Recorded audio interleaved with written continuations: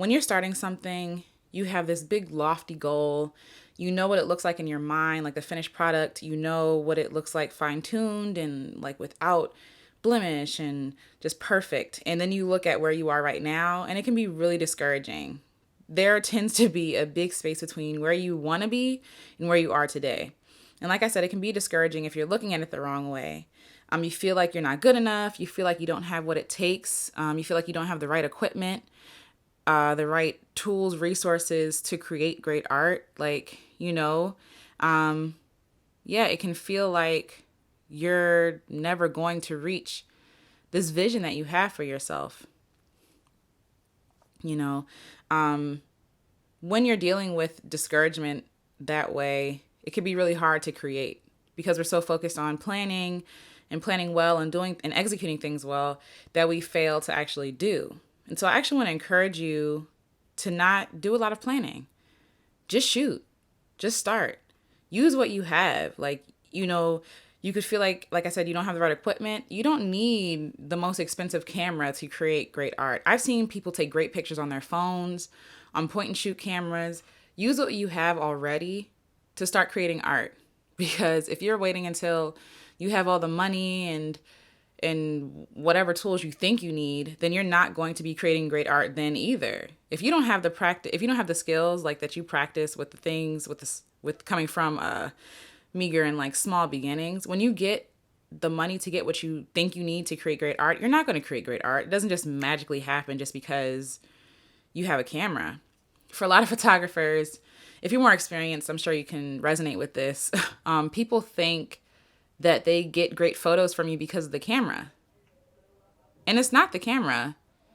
It's actually the person actually taking pictures. It's the person who's learned the skill, who knows how to, who knows how to compose a photograph and things like that. Like, it's them. That's who actually is putting together the photo, not the camera. That's insulting. It's insulting to say to somebody, oh, just because you have a nice camera, now you can create great art. It's like, no, because I'm an artist is why I create great art. It was why I create great art. All right, y'all. I actually had to move because one of my neighbors is being annoying and they're blasting music while I'm trying to record. So I'm back in my mother's closet for the time being. But anyway, as I was saying, it could be really discouraging when you see how far you have to go to get to where you need to go. But any seasoned photographer will tell you the only way to get better is just by doing. There's no magic recipe. There's no magic camera that'll make beautiful pictures for you. You have to make beautiful pictures. And the only way that you can do that is by practicing. So as I was saying, the great photos that you see is not because of the camera. It's because of the photographer. And so I want to challenge you all today just go out there and shoot everything. Like I said, use what you have available. If you only have a phone, use your phone. If you only have a point and shoot, use that. If you have this rundown camera, use that. If you have film, use it. Use the tools that you already have to create great art, because it's not the tool, it's the actual person who's using it, right? It's the person who's doing it.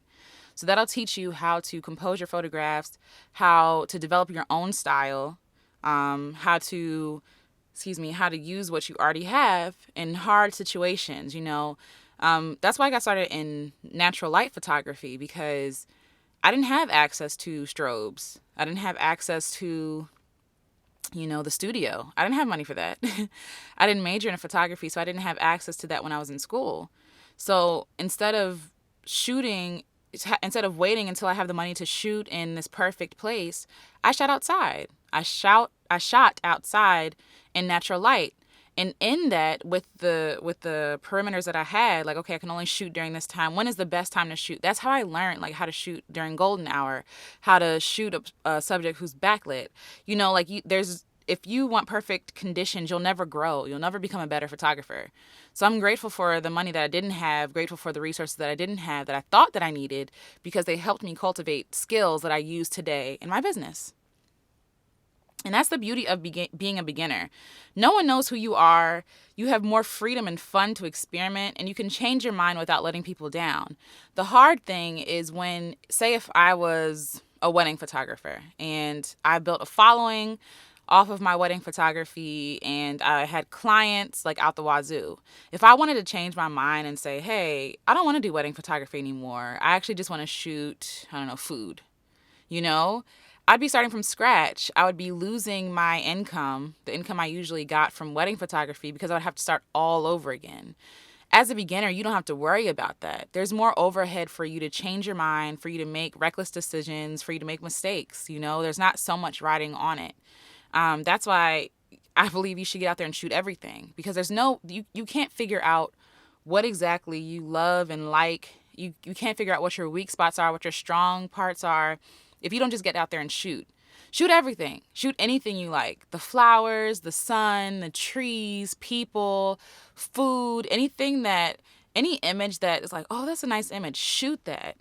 Shoot it. Shoot everything. Carry your camera around with you everywhere. When I first got my camera, I didn't put that thing down. Like, I took pictures of everything. And sure, I had a lot of useless photos, using air quotes, useless. But those useless photos helped me get further in my photography career and got me to the excellent shots that I still look at today. I'm like, oh, wow, this is actually a nice shot, even though I only had a point and shoot camera before then. You know, so when you're beginning, there's no pressure for you to be excellent. There's no pressure for you to be someone that you're not.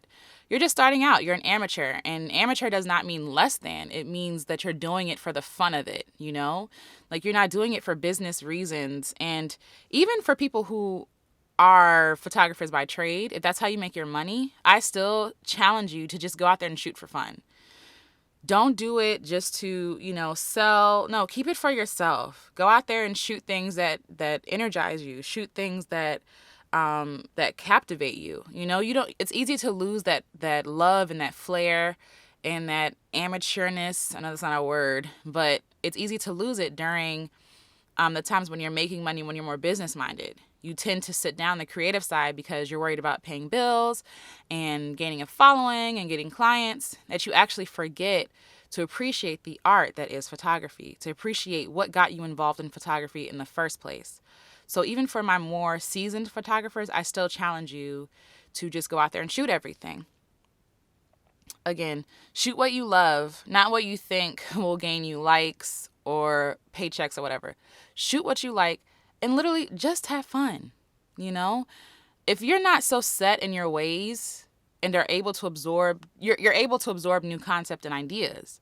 That's another benefit of being a beginner, is that you're open to anything. Like, you're like, hey, I'll buy this book. I'll shoot that. I'll shoot this wedding. I'll shoot, that food, because you're trying to figure out what you like, what you're good at, how to be better at it. It's like you're so captivated by the process of photographing things, And again, like I said, it's easy to lose that. You become numb when you become business-minded and you're further along in your career. It was like, no, I don't do that.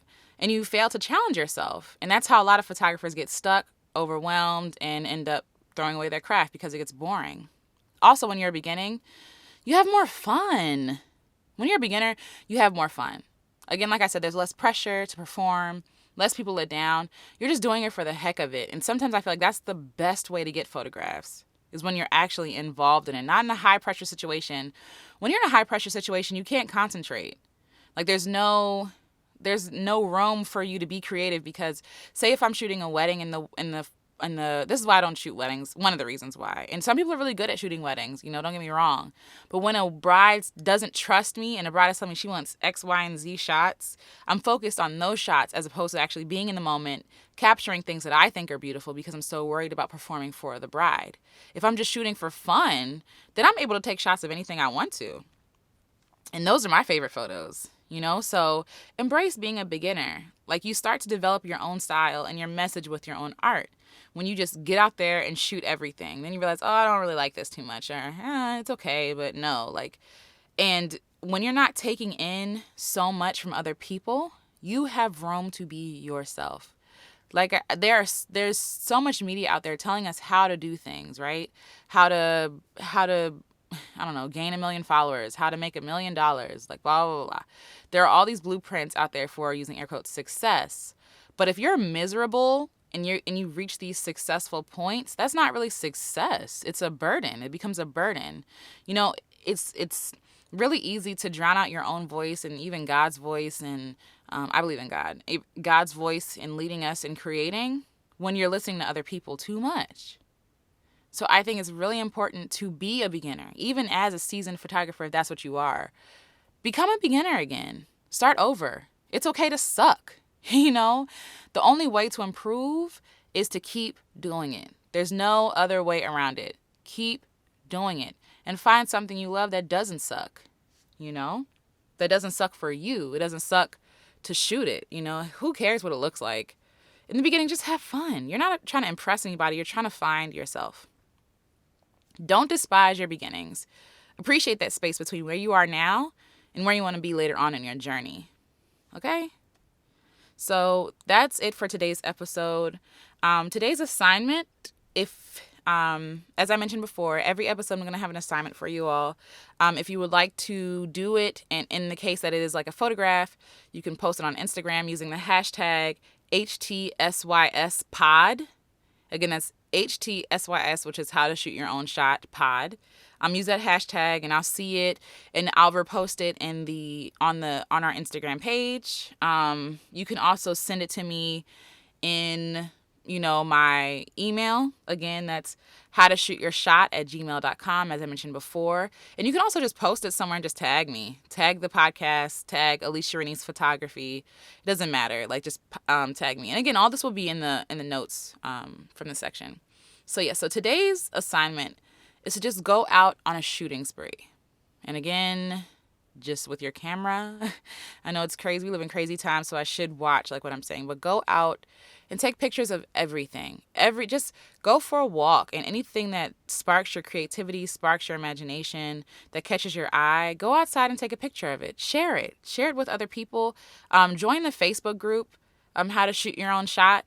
Put it up in there. Get encouragement from other people, some inspiration, and save it. Save your photos for when you need inspiration and when you need to just go out. These are things that I do when I need some creative re-energizing. When I'm just depleted of all creative energy, I just go out and have fun. I go for a walk in nature. That's how I think I re-energize. I go for a walk and I just take my camera or I take my phone and I just take pictures of things that catch my eye, So that's this week's assignment. So again, if this has been in any way encouraging to you, if this is getting you to think, please feel free to leave us a 5-star rating on Apple Podcasts or Google Podcasts, wherever you listen to your podcasts. Leave us a review. It helps other people find the podcast, and that would be greatly beneficial. Also, if you want to leave a comment, please feel free to leave a comment. I'll read it on the next episode. If you want to leave me a voicemail of encouragement to other shooters or other photographers, and maybe some wins or some letdowns or some struggles you're going through, or if you just want to encourage me or vent or just say, hey, feel free to leave me a voicemail on the Anchor app. And I'll be sure to share some of them on the next episode. So yes, thanks so much for journeying with me. Y'all keep shooting. Go out there and shoot everything. And embrace being a beginner and sucking and just having fun. All right? Have a great day.